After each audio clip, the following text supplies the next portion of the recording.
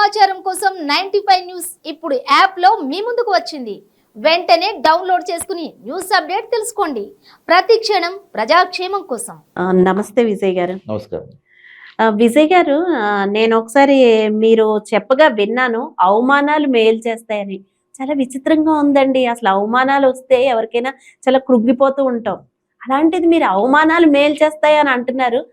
ఎందుకు అలాగా? అసలు ఎలా మేలు చేస్తాయి అవమానాలు? ఇక్కడ ఇది ఒక విచిత్రమైన పాయింట్, మంచి పాయింట్ అడిగారు. చాలా మంది కూడా చాలా మంది ఆసక్తిగా చూస్తుంటారు. ఏంటి అవమానాలు మేలు చేయడం అంటే అవమానిస్తే మనం డిప్రెషన్లోకి వెళ్తాం కదా.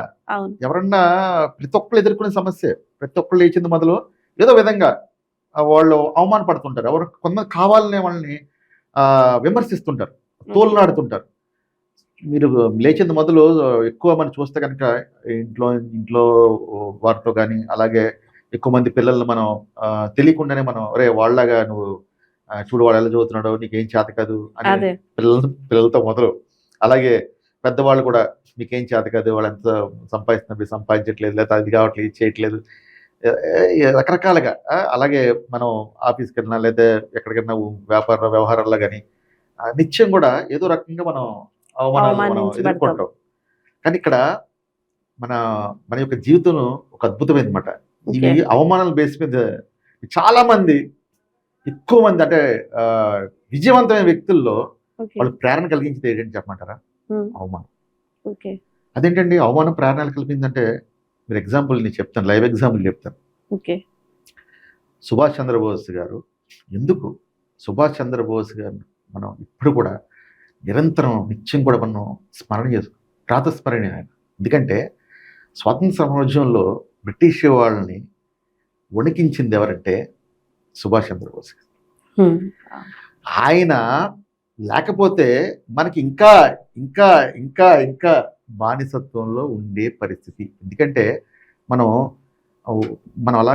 మనం ఏదో కాన్సెప్ట్ పెట్టుకున్నాం, ఆ వర్కౌట్ అనే కాన్సెప్ట్.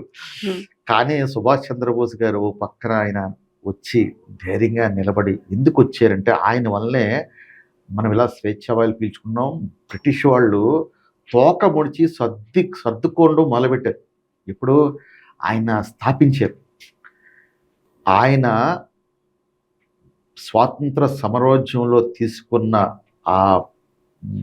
ఏదేదో ఆ నిర్ణయం ఏదైతే ఉందో, ఆ ఉక్కు సంకల్పం ఏదైతే ఉందో, అది అవమానంతో మొదలైంది.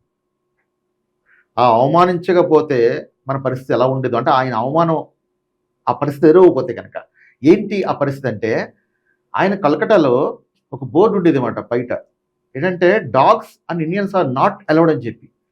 ఆయన షాక్ అయ్యారు. బ్రిటిష్ వాళ్ళు మన కుక్కల కన్నా కుక్కలతో మనం సమానంగా చూస్తున్నారు. అదే మన దేశానికి వ్యాపారం చేసుకుందాని వచ్చిన వాడు మన కుక్కల కన్నా హీనంగా చూడబెట్టని చెప్పి ఆయనలో ఒక అవమానం. అంటే ఆయన మనం ఇంతగా అవమానిస్తారా వాళ్ళు, అవమానం ఆయన ప్రేరణ అయింది. అవునా? Okay okay. అంటే ఎలా అయిందంటారు? అదే అవమానం. డాగ్స్ ఆర్ నాట్ అలౌడ్ అని మీకు అక్కడ షాప్ లో పెడితే, హోటల్లో పెడితే బోర్డు. అంటే అంతకన్నా వాడు మన దేశంలో మన దేశంలోనే మన భారతీయుల కుక్కల్లా చూస్తున్నాడు అంటే వాడు బ్రిటిష్ వాడు. మరి అంతకన్నా అవమానం ఏంటి చెప్పండి? అదే కదా. అవును. సుభాష్ చంద్రబోస్ తన అవమానం అంటే తన భారతీయులందరూ తన వాళ్లే కదా. అవును. తను ప్రత్యేకంగా అవమానించవసరం లేదు. అదే తన భారతీయులను ఎంత నీచంగా చూస్తున్నారని ఆయనలో రగిలిన ఆ భారతీయత ఏదైతే ఉందో ఆ రోజు ఆ స్ఫూర్తి లేదు, తరిమి కొట్టాలని చెప్పి తరిమి కొట్టాలని నిర్ణయం తీసుకున్నారు. అందుకనే వాళ్ళు బ్రిటిష్ వాళ్ళకి అప్పుడే నాంది పడింది. అదే సుభాష్ చంద్రబోస్ కంకణం కట్టుకుని ఎలానే సరే వీళ్ళని తరిమి కొట్టాలని చెప్పి గాంధీ గారితో విభేదించారు. మీరు వంట వండుతున్నారు కానీ పొయ్యి పెట్టట్లేదు, సాయంత్రం మీది ఎలా ఉందంటే మీరు అన్ని దినుసులు తెచ్చుకున్నారు, పాత్ర వేసుకొని వంట వండడం కోసం మీరు పొయ్యి పెట్టారు. కింద మంట వెలిగించకపోతే కూరల భోజనం ఎలా ఉంటుంది? మనకి కూరలాగా మీరు అన్ని దినుసులు తీసుకొచ్చి పొయ్యి పెట్టారు. పొయ్యి పెట్టాలి తర్వాత ఏం చేయాలి? కింద మంట పెట్టాలి. మంట పెట్టకుండా మీరు వండితే అసలు వంట అవుతుందా? అలా గాంధీ గారు ఏం చేస్తారంటే అన్ని దినుసులు పెట్టి కింద మంట పెట్టలేదు. శాంతి శాంతి శాంతి, ఓకే ఓకే, మీరు కొడితే ఇంకో ఒక చెంప కొడితే ఇంకో చెంప చూపించంటే నిర్వీర్యం అయిపోతున్నాం కదా. విధంగా వాళ్ళు బ్రిటిష్ వాళ్ళు అస్త్రం ఇది చెప్పాలంటే. ఫైట్ చేయనివ్వకుండా ఇది ప్రయోగించారు ఇండైరెక్ట్ గా. అది ఇప్పుడు మనకు తెలుస్తుంది. ఇప్పుడు సోషల్ మీడియా ప్రభావం వల్ల చరిత్రలో దాగిపెట్టిన నిజాలను ఇప్పుడు బయటకు వస్తున్నాయి. అలాగే ఏంటంటే సుభాష్ చంద్రబోస్ గారు ఆయన పడిన ఆ అవమానం ఏదైతుందో, ఆయన అనుభవించిన అవమానం ఏదైతే ఉందో అది ప్రేరణ కలిగించింది. కలిగించి ఆయన ఈ విధంగా ఎలా అయినా ఉక్కు Okay. సంకల్పంతో ఆయన భారతీయ స్వాతంత్ర సమరోద్యమం కోసం దేశం అంతా పర్యటన చేసి మొత్తం మీద ఆయన సాధించాడు. ఓకే. సాధించి వాళ్ళు వెన్నులు వణుకు పుట్టించాడు. అలాగే గాంధీ గారు మనం చూసుకుంటే కనుక ట్రైన్లో ప్రయాణిస్తున్నప్పుడు ఆయన చూస్తారు కదా అదే. ఆఫ్రికాలో, అవును. సౌత్ ఆఫ్రికాలో. అది తోయిపోతే అవమానకర పరిస్థితుల్లో ఆయన ట్రైన్ నుంచి తోసేపోతే ఆయనే బారిస్టర్ ఉద్యోగం చేసినప్పుడు చరిత్రలో ఆయన గాంధీ గారనే ఆయన జాతిపిత అయ్యిండేవారు. అంత ఫోకస్ వచ్చింది అదే. స్వాతంత్ర సమరంలో పాల్గొనే అవకాశం ఉండేది కాదు. ఆ. ఏ పరిస్థితులు కలిగించిన ప్రతికూల పరిస్థితులు వాళ్ళు అవమానించారు. ఎంతమంది బ్రిటిష్ వాళ్ళు ఎంతమంది అవమానించారు. అదే. అవమానం రగిలే కదా, అందరూ కూడా వచ్చి మీదకి వచ్చారు. అసలు బ్రిటిష్ వాళ్ళు లేకపోతే కనుక ఇంతమంది హీరోలు బయటకు వచ్చే అవకాశం ఉండేది అంటారా? మనం ఒక గాంధీ గారిని, సర్దార్ వల్లభాయ్ పటేల్, సుభాష్ చంద్రబోస్, అల్లూరి సీతారామరాజు అందరూ చూసే హీరోలు అయి ఉండేవారా? ఈ హీరోలు చేసింది ఎవరు? ఒక అవమానకర పరిస్థితులు. సో ఎవరన్నా మిమ్మల్ని అవమానించినప్పుడు మీరు దాన్ని ప్రేరణ తీసుకొని స్ఫూర్తిగా తీసుకొని చేసి చూపిస్తాను నేను. చాలా మంది వాళ్ళు పూర్తి శక్తిని వాడరండి, శక్తి సామర్థ్యాన్ని పూర్తిగా వాడరు. ఓకే. అవుట్ ఆఫ్ బ్రెయిన్ లో మనం ఎంత వాడతాం? మాక్సిమం 5% ఎంత వాడతాం అంతే. ఎందుకంటే మనం రిలాక్స్ అయిపోతాం. అదే. మనలో స్ఫూర్తి ప్రేరణ ఎప్పుడు ఉండదు, నిరంతరం ఉండదు. అవును. అందువల్ల ఏంటంటే ఎప్పుడన్నా ఎవరైతే అవమానించి వాళ్ళు నిజంగా చేసి చూపిస్తారు. రజనీకాంత్ ఎందుకు అంత పెద్ద స్టార్ అయ్యాడన్నారు?